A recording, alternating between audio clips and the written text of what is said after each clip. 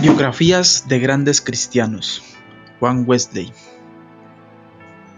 Tea arrebatada del siglo.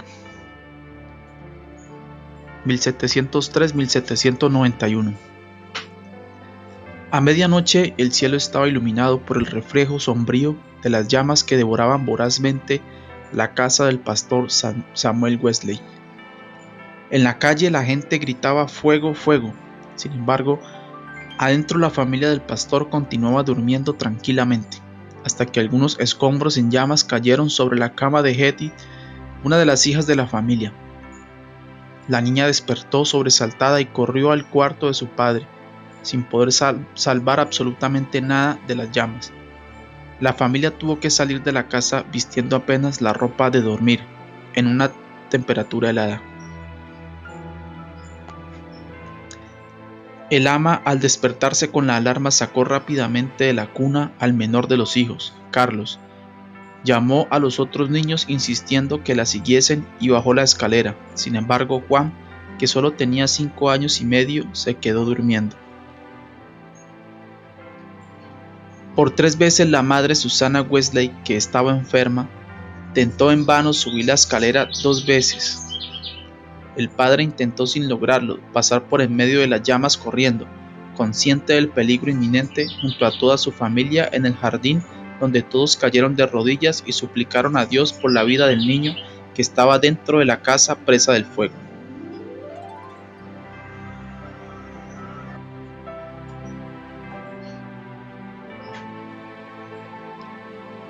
Mientras la familia oraba en el jardín, Juan se despertó y después de tratar inútilmente de bajar por las escaleras, se trepó sobre un baúl que estaba frente a una ventana, donde uno de los vecinos lo vio parado.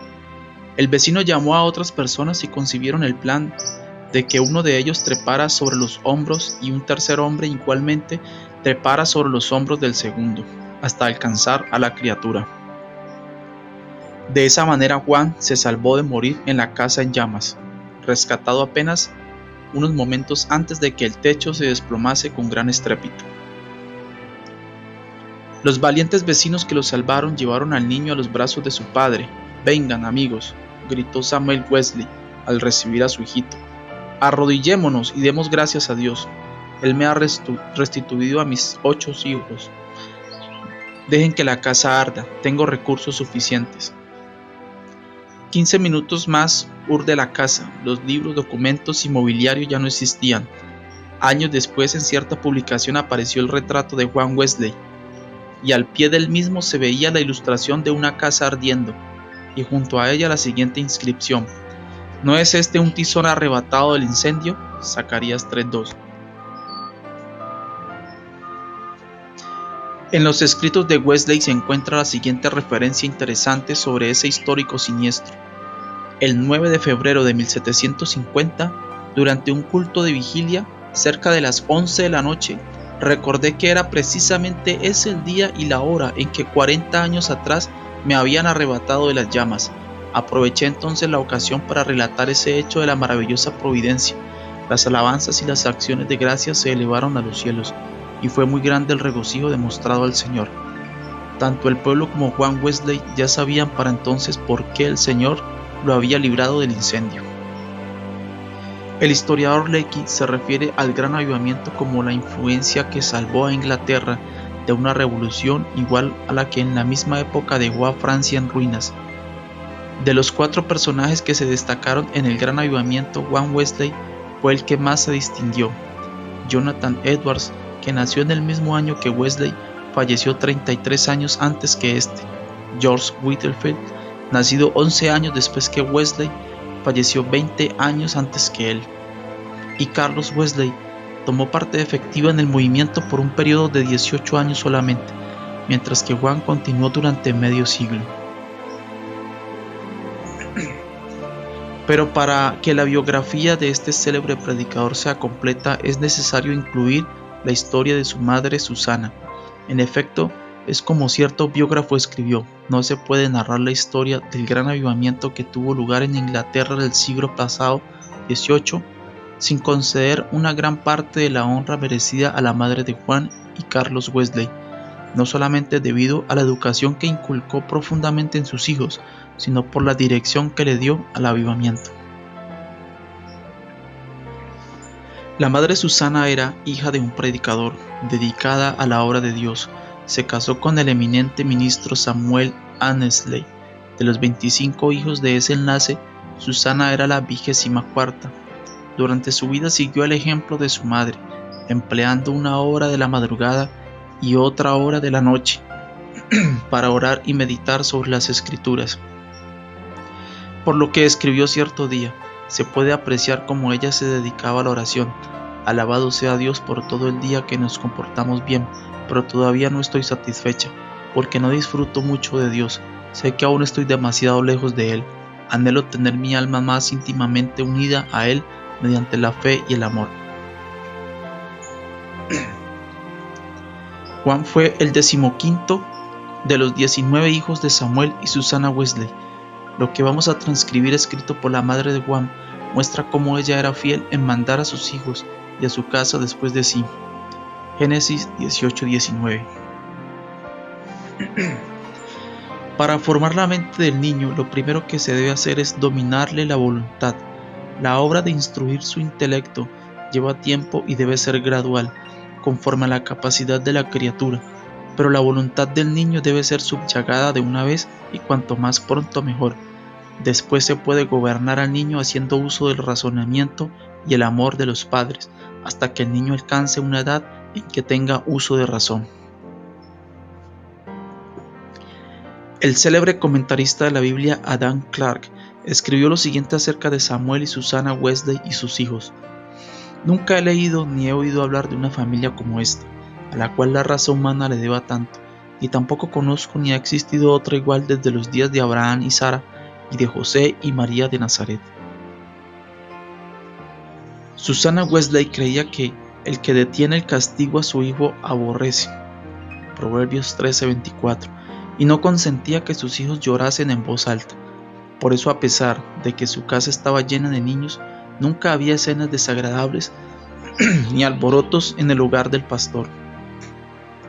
Nunca ninguno de sus hijos obtuvo nada que quería mediante el llanto en la casa de Susana Wesley. Susana marcaba el 5º cumpleaños de cada hijo como el día en que debían aprender el alfabeto, y todos, con excepción de 2, cumplieron la tarea en el tiempo señalado. Al siguiente día en que el niño cumplía los 5 años y aprendía el alfabeto, empezaba su curso de lectura, iniciándolo con el primer versículo de la Biblia. Desde muy pequeños los niños en el hogar de Samuel Wesley y su esposa aprendieron el valor que tiene la observación fiel de los cultos. No hay en otras historias hechos tan profundos y conmovedores como los que se cuentan acerca de los hijos de Samuel y Susana Wesley, pues antes de que ellos hubiesen aprendido a arrodillarse o a hablar, se les enseñaba a dar gracias por el alimento mediante gestos apropiados. Cuando aprendían a hablar, repetían el Padre Nuestro por la mañana y por la noche. Además, se les enseñaba que añadiesen otras peticiones según ellos deseaban. Al llegar a una edad apropiada, se les designaba un día a la semana a cada hijo, a fin de conversar particularmente con cada uno sobre sus dudas y problemas. En la lista aparece el nombre de Juan para los miércoles y el de Carlos para los sábados. Para cada uno de los niños su día se volvió un día precioso y memorable. Es conmovedor leer lo que Juan Wesley, 20 años después de haber salido de su casa paterna, dijo a su madre: «En muchas cosas usted, madre mía, intercedió por mí y ha prevalecido. Quién sabe si ahora también su intercesión para que yo renuncie eternamente al mundo dé buen resultado. Sin duda será eficaz para corregir mi corazón como otrora lo fue para formar mi carácter». Después del espectacular salvamiento de Juan del incendio, su madre, profundamente convencida de que Dios tenía grandes planes para su hijo, resolvió firmemente educarlo para servir y ser útil en la obra de Cristo. Susana escribió estas palabras en sus meditaciones particulares: «Señor, me esforzaré más definitivamente por este niño, al cual salvaste tan misericordiosamente. Procuraré transmitirle fielmente para que se graben en su corazón los principios de tu religión y virtud. Señor, concédeme la gracia necesaria para realizar este propósito sincero y sabiamente, y bendice mis esfuerzos coronándolas con el éxito.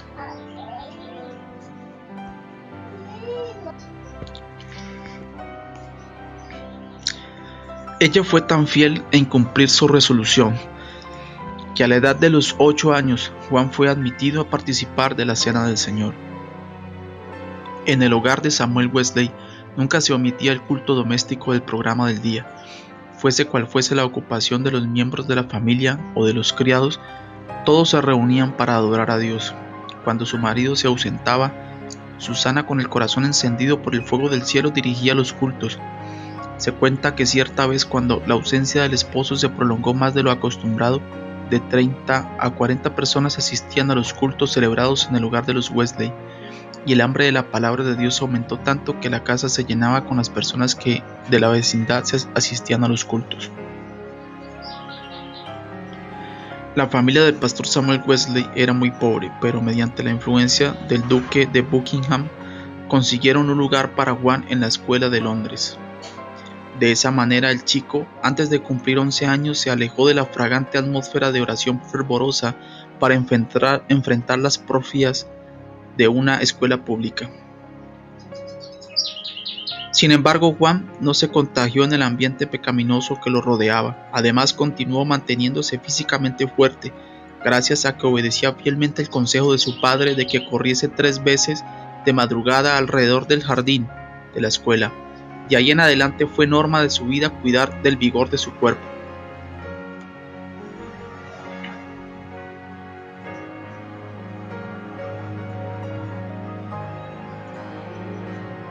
A los 80 años, a pesar de su físico desmejorado, consideraba como cosa normal andar a pie 1,5 legua para ir a predicar.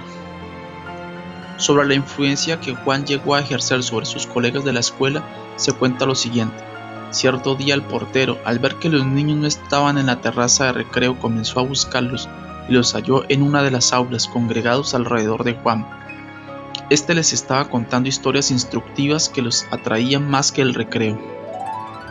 Refiriéndose a ese tiempo, Juan Wesley escribió: yo participaba de varias cosas que sabía que eran pecado, aun cuando no fuesen escandalosas para el mundo. Con todo, continué leyendo las Escrituras y orando por la mañana y por la noche. Consideraba los siguientes puntos como la base de mi salvación. Primero, no me consideraba tan perverso como mis semejantes. 2. Conservaba la inclinación de ser religioso. 3. Leía la Biblia, asistía a los cultos y oraba. Después de estudiar durante 6 años en la escuela, Wesley fue a estudiar a Oxford y llegó a dominar el latín, griego, hebreo y francés, pero su interés principal no estaba en cultivar el intelecto. A ese respecto se expresó así: comencé a reconocer que el corazón es la fuente de la religión verdadera. Reservé entonces 2 horas cada día para quedarme a solas con Dios. Participaba de la cena del Señor cada 8 días. Me guardaba de todo pecado, tanto de palabras como de obras. Así pues, basándome en las obras buenas que practicaba, me consideraba un buen creyente. Juan se esforzaba para levantarse diariamente a las 4 de la mañana, por medio de las notas que escribía, dejando constancia de todo lo que hacía durante el día. Conseguía controlar su tiempo a fin de no desperdiciar un solo momento. Esa buena costumbre la practicó hasta casi el último día de su vida. Un día, siendo aún joven, asistió a un entierro en compañía de un muchacho y consiguió llevarlo a Cristo, ganando así la primera alma para su Salvador. Algunos meses más tarde, a la edad de 24 años y después de un periodo de oración, fue separado para el diaconado. Cuando estudiaba en Oxford, un pequeño grupo de estudiantes acostumbraba a reunirse allí diariamente para orar y estudiar las Escrituras juntos. Además, ayunaban los miércoles y viernes, visitaban a los enfermos y a los encarcelados y consolaban a los criminales en la hora de su ejecución. Todas las mañanas y todas las noches cada uno de ellos pasaba una hora apartado, orando solo. Durante las oraciones se detenían de vez en cuando para observar si oraban con el debido fervor. Siempre oraban al entrar y al salir de los cultos de la iglesia. Más tarde, 3 de los miembros de ese grupo llegaron a ser famosos entre los creyentes. Primero, Juan Wesley, que tal vez hizo más que cualquier otra persona para enraizar la vida espiritual, no solo de entonces, sino también de nuestro tiempo. 2. Carlos Wesley. que llegó a ser uno de los más famosos y espirituales escritores de himnos evangélicos, y George Whitefield, que llegó a ser un predicador al aire libre que conmovía a las multitudes. En aquel tiempo se sentía la influencia de Juan Wesley por toda la América, la que aún persiste en nuestros días, a pesar de que él permaneció menos de 2 años en este continente, y eso es un periodo de su vida en que se encontraba perturbado a causa de la duda. Aceptó un llamado que le hicieron para que predicase el Evangelio a los habitantes de la colonia de Georgia. Con el deseo de ganar su salvación por medio de buenas obras, pensó que la vanidad y la ostentación del mundo no se encontrarían en los bosques de América. Durante el viaje en el navío que lo trajo a la América del Norte, observó, como era característico de su vida, junto con otros de su grupo, un programa de trabajo para no desperdiciar un momento del día. Se levantaba a las 4 de la mañana y se acostaba después de las 9. Las 3 primeras horas del día las dedicaba a la oración y al estudio de las Escrituras. Después de cumplir todo lo que estaba indicado en el programa del día, era tanto su cansancio que ni el bramido del mar ni el balanceo del navío conseguían perturbar su sueño, mientras dormían sobre un cobertor extendido en la cubierta. En Georgia, la población entera afluía en masa a la iglesia para oírlo predicar. La afluencia de sus sermones fue tal que después de 10 días, una sala de baile quedó casi desierta, mientras la iglesia se llenaba de personas que oraban y recibían su salvación. Whitefield se desembarcó en Georgia algunos meses después que Wesley volvió a Inglaterra. Se expresó así sobre lo que vio. El éxito de Juan Wesley en América es indescriptible. Su nombre es muy apreciado por el pueblo, donde echó los cimientos que ni los hombres ni los demonios podrán conmover. Oh, que yo pueda seguirlo como él siguió a Cristo. Con todo, a Wesley le faltaba una cosa muy importante, como se ve por los acontecimientos que lo hicieron salir de Georgia, conforme él mismo lo escribió.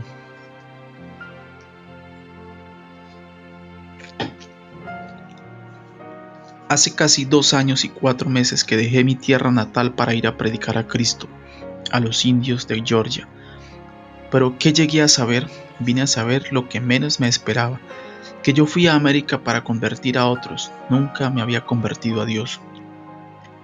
Después de volver a Inglaterra, Juan Wesley comenzó a servir a Dios con la fe de un niño y no más con la fe de un simple siervo.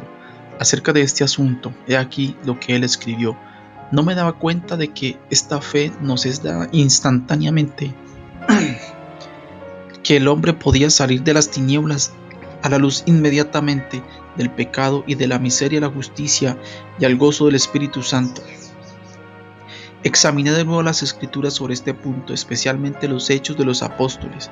Quedé grandemente maravillado al ver casi este punto. Solamente conversiones instantáneas, casi ninguna tan demorada como la de Saulo y de Tarso.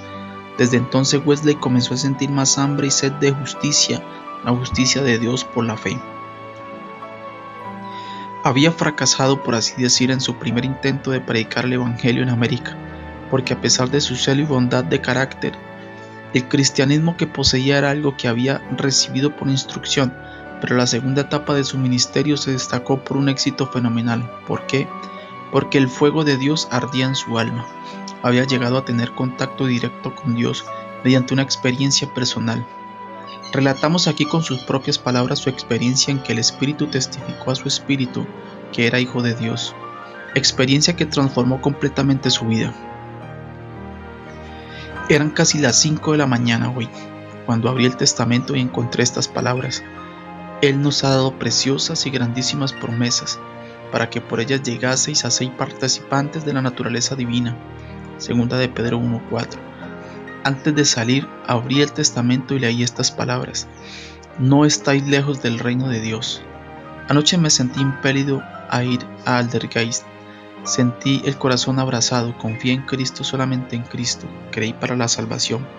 Me fue dada la certeza de que Él llevó mis pecados y de que me salvó de la ley del pecado y de la muerte.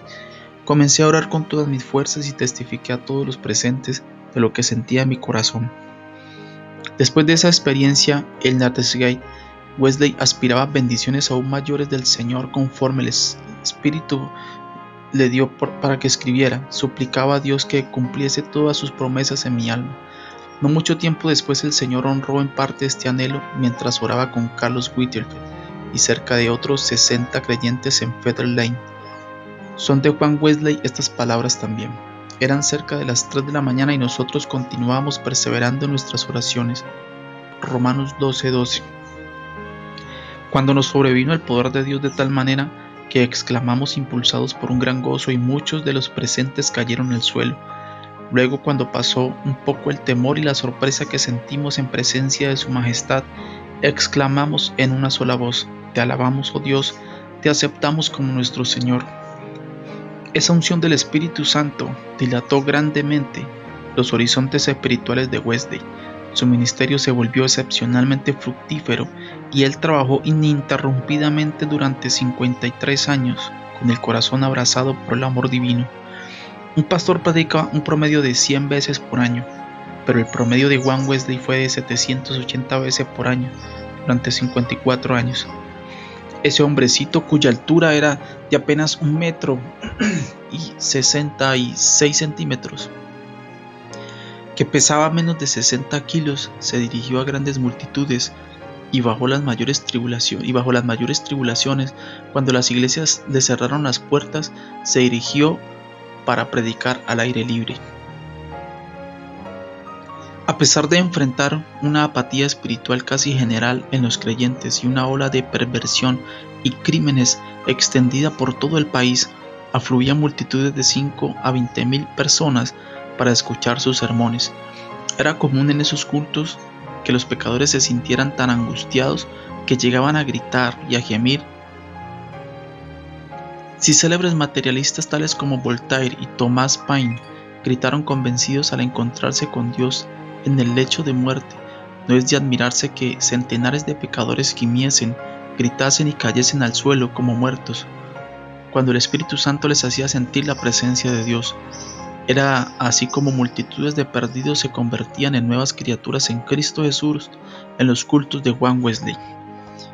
Muchas veces los oyentes eran transportados a las alturas del amor, del gozo y de la admiración, y recibían también visiones de la perfección divina y de las excelencias de Cristo a tal extremo de permanecer varias horas como muertos.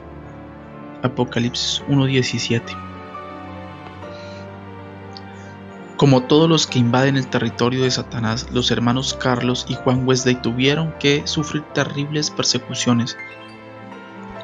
En Moorfield, los enemigos del Evangelio acabaron con el culto, destruyendo la mesa en que Juan se subía para predicar, y lo insultaron y maltrataron. En Sheffield, la casa fue demolida sobre la cabeza de los creyentes. En Wednesbury, destruyeron las casas, la ropa y los muebles de los creyentes, dejándolos a la intemperie, expuestos a la nieve y al temporal. Varias veces Juan Wesley fue apedreado y arrastrado como muerto en la calle. Cierta vez fue abofeteado en la boca y en la cara y golpeado en la cabeza hasta quedar cubierto de sangre. Pero la persecución de parte de la iglesia en decadencia era su mayor cruz. Fueron denunciados como falsos profetas, charlatanes, impostores arrogantes, hombres diestros en astucia espiritual, fanáticos, etcétera, etcétera. Al volver a visitar a Epworth, que fue donde nació y se crió Juan, asistió el domingo al culto de la mañana y al de la tarde, en la misma iglesia donde su padre había sido fiel pastor durante muchos años, pero no le concedieron la oportunidad de hablar al pueblo. A las 6 de la tarde, Juan, de pie sobre el monumento que marcaba el lugar donde habían enterrado a su padre, al lado de la iglesia, predicó ante el mayor auditorio jamás visto en Epworth, y Dios salvó a muchas almas. ¿Cuál era la causa de una oposición tan grande?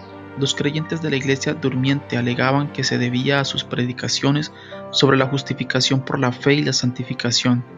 Los descreídos no lo querían porque hacía que el pueblo se levantase a las 5 de la mañana para cantar himnos. Juan Wesley no solamente predicaba más que los otros predicadores, sino que los excedía como pastor, exhortando y consolando a los creyentes, yendo de casa en casa. En sus viajes andaba tanto a caballo como a pie, así en días asoleados como en días lluviosos o bajo tormentas de nieve. Cuando la mayoría de los predicadores viajaban en navíos o en trenes, durante los 54 años de su ministerio, anduvo un promedio de más de 7,000 kilómetros por año para llegar a los lugares donde tenía que predicar.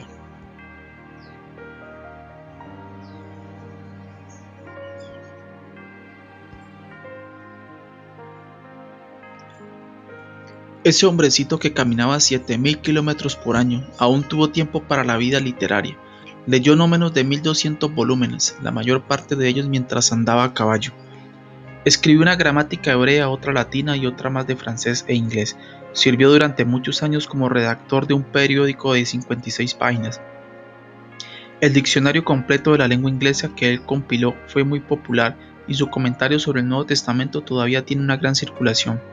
Escogió una biblioteca de 50 volúmenes que revisó y volvió a publicar compendiada en una obra de 30 volúmenes.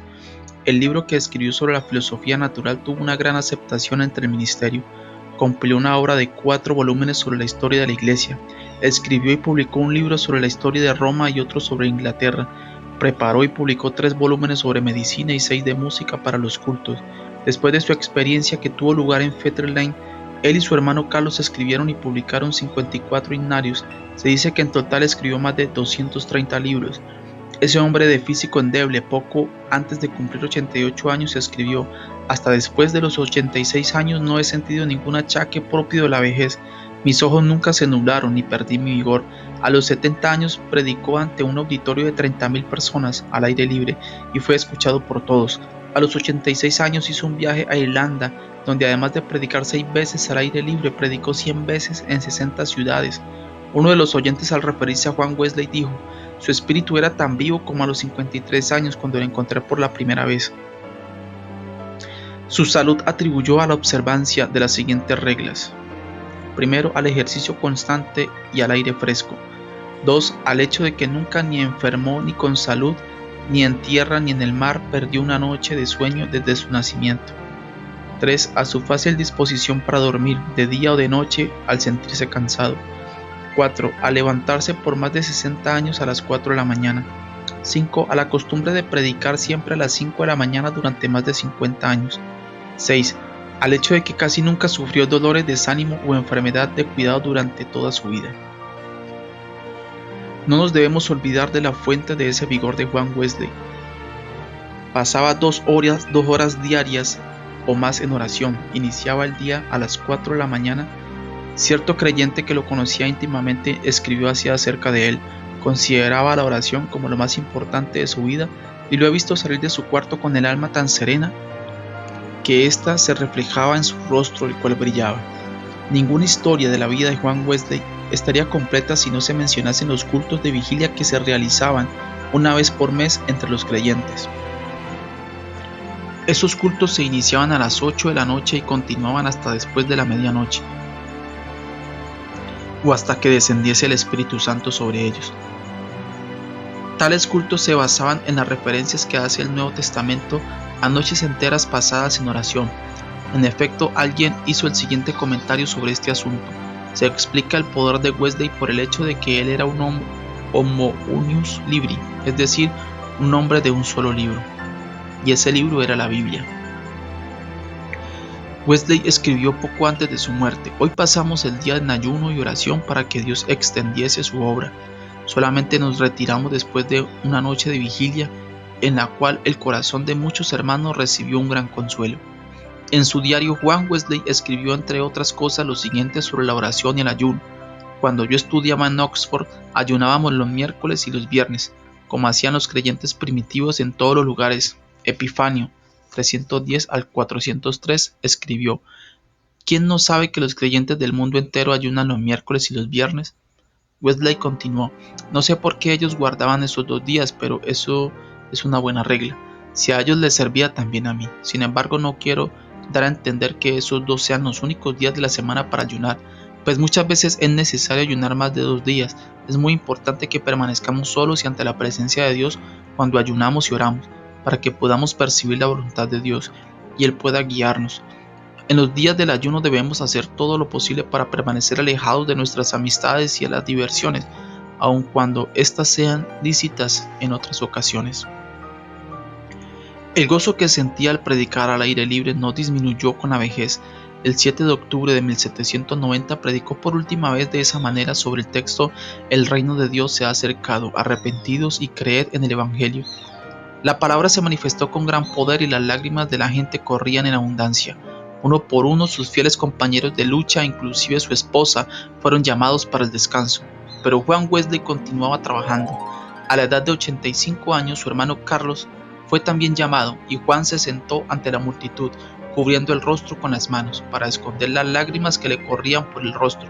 Su hermano, a quien tanto había amado, por tanto tiempo había partido, y ahora él tenía que trabajar solo. El 2 de marzo de 1791, cuando casi iba a cumplir los 88 años, dio fin a su carrera terrestre. Durante toda la noche anterior sus labios no cesaron de pronunciar palabras de adoración y de alabanza. Su alma se inundó de alegría con la anticipación de las glorias del hogar eterno y exclamó: "Lo mejor de todo es que Dios está con nosotros". Entonces, levantando la mano como si fuese la señal de victoria, nuevamente repitió: "Lo mejor de todo es que Dios está con nosotros". A las 10 de la mañana, mientras los creyentes rodeaban el lecho orando, él dijo adiós, y así compareció a la presencia del Señor.